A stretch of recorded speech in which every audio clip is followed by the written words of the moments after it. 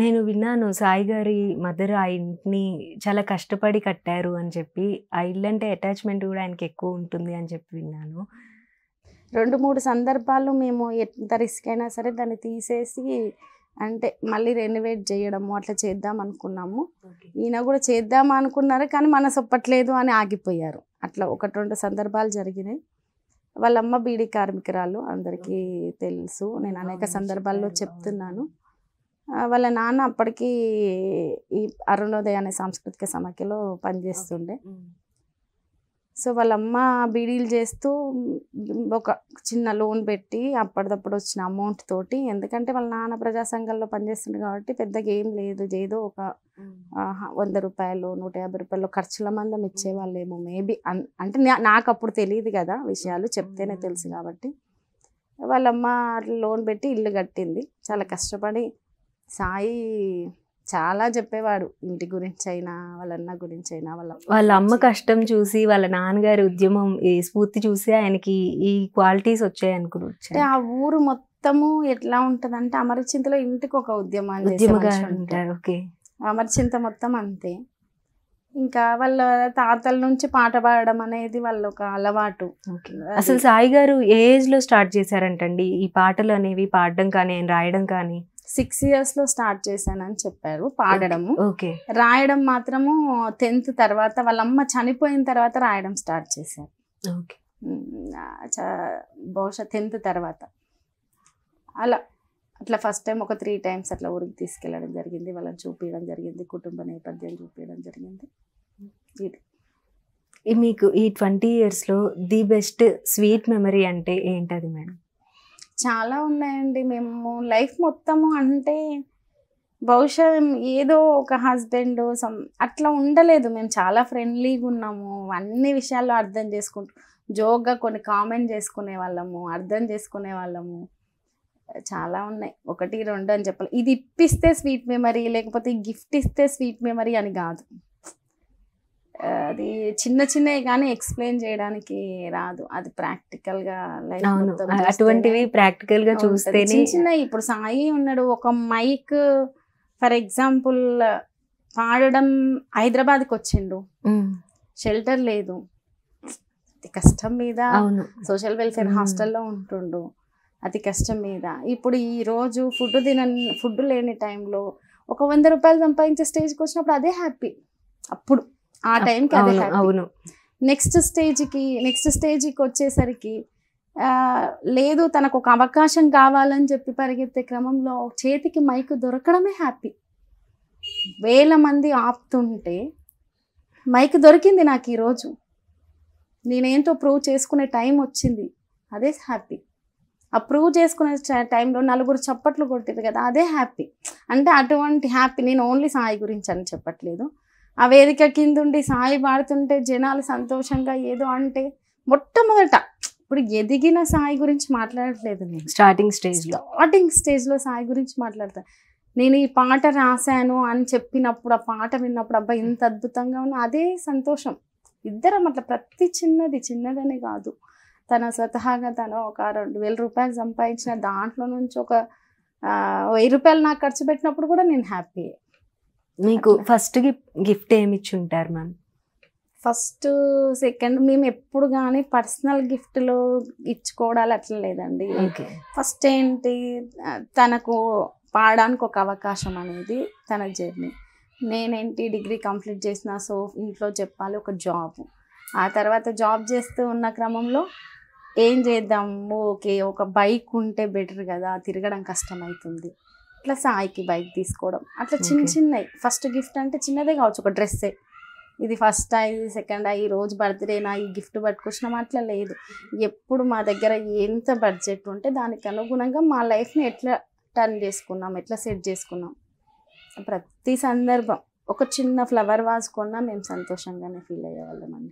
ఎందుకంటే ప్రతిదీ కష్టపడితే వచ్చింది దాని విలువ ఆ కష్టపడిన వాళ్ళకే కరెక్ట్ గా తెలుస్తుంది అంటారు. మా ఇంట్లో Day 1 రోజు మేము ఏది కొన్నామో అది ఈ రోజు వరకు కూడా ఉంటుంది. ఏ ఒక్క వస్తువును కూడా నేను దాన్ని ఇట్లా తీసి పడేయడం అని కానీ అట్లా ఉండను, చాలా వాల్యూ ఇస్తాను. ఎందుకంటే ఆ వస్తువులో కూడా కష్టం ఉంటుంది. ఒకరు తయారు చేయడానికి శ్రమ పడతారు, ఒకరు కొనడానికి శ్రమ పడతారు. అట్లా ఉన్నాయి, అనేకం ఉన్నాయి. కొంచెం అదేనా క్రమంలో ఒక్కొక్కసారి ఒక్కొక్కటి, ఒకసారి వాచ్ ఇవ్వచ్చు, ఒకసారి డ్రెస్ ఇవ్వచ్చు, నేను సాయికి ఏదైనా ఇప్పించవచ్చు, అటువంటి చాలా ఉన్నాయి. ఇప్పుడు ఇల్లు కట్టుకున్నామంటే ఇద్దరు కష్టం, అది ఒకరికొకరు గిఫ్ట్ ఇచ్చేది కాదు, ఇద్దరం కలిసి చేసుకునేది. అటువంటివి చాలా ఉన్నాయి. మీకు చాలా స్వీట్ మెమరీస్ ఉంటూ ఉంటాయి కదా, అవి ఇప్పటికి కూడా అప్పుడున్న స్వీట్ మెమరీస్ని ఇప్పటికి కూడా దాచిపెట్టుకున్న స్వీట్ మెమరీస్ ఏమైనా ఉన్నాయా మీకు? సాయి నాకు రాసిన లెటర్ ఉంది, తన పర్సులో నా ఫోటో ఉన్నది ఉంది, అట్లా ఉన్నాయి. లెటర్ కూడా రాశారా?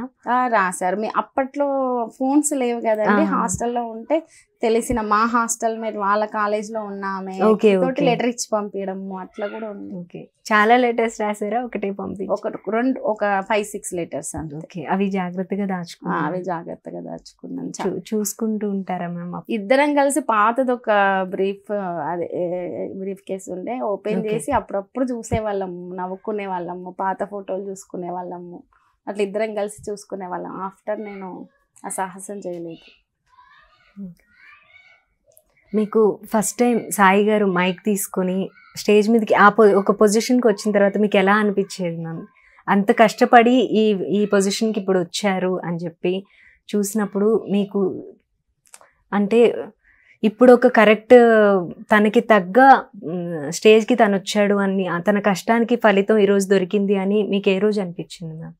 నాకు ఏ రోజు అనిపించలేదండి. సాటిస్ఫాక్షన్ అనేది ఆయన కష్టానికి అనేది ఇంతవరకు ఫలితం అనిపించలేదండి. సాయికి ఏది ఈజీగా రాలేదు, ఎందుకో కొంతమందికి కొన్ని ఈజీగా వచ్చేస్తాయి. సాయికి ఏమో అది ఏది ఈజీగా రాలేదు. సాయి మనస్తత్వం ఏంటంటే శత్రువుని కూడా పోయి పలకరిస్తాడు. ఇప్పుడు ఈడ గొడవ పెట్టుకున్నా అనుకోండి, ఏమంటాడంటే అతనికి నేను అర్థం చేయించాల్సిన బాధ్యత నాది అని ఇంటికి పోయి ఇది కాదన్నా అది కాదన్నా ఇట్లా నీకేమన్నా కోపం ఉంటే ఇప్పుడే బయటకు అనేసి అని మాట్లాడొచ్చే మనస్తత్వం. మనం ఎట్లుంటాం కొన్నిసార్లు అటువంటి ఏదైనా ఉంటే పంతానికి పోతాం, వాళ్ళ ఇంటికి ఏది మనం పోయేది, వాళ్ళతో మనం మాట్లాడేది.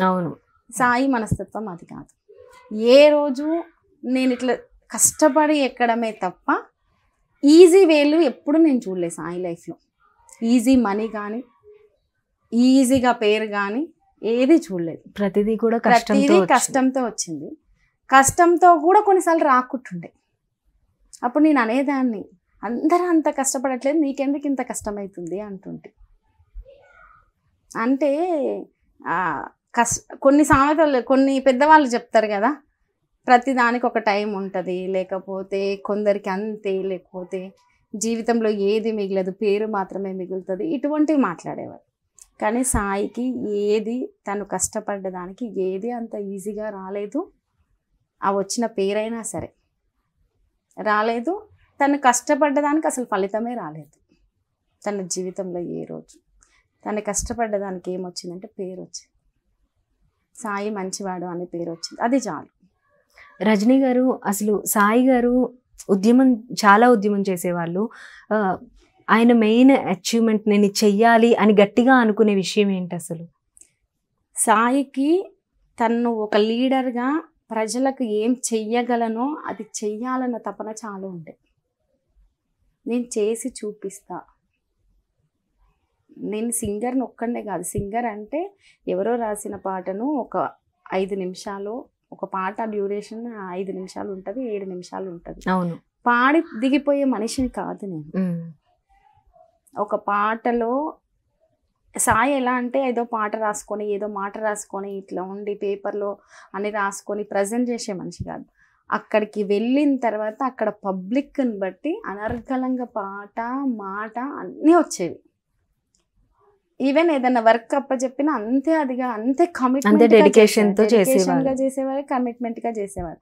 సాయి మనస్తత్వం ఏంటంటే నేను ఒక లీడర్గా నిరూపించుకోవాలి, చెయ్యాలి, ఏం చేస్తానో చెయ్యాలి, సొసైటీలో ద బెస్ట్ లీడర్గా సాయి చంద్ ఉంటాడు అని చెప్పేవాడు.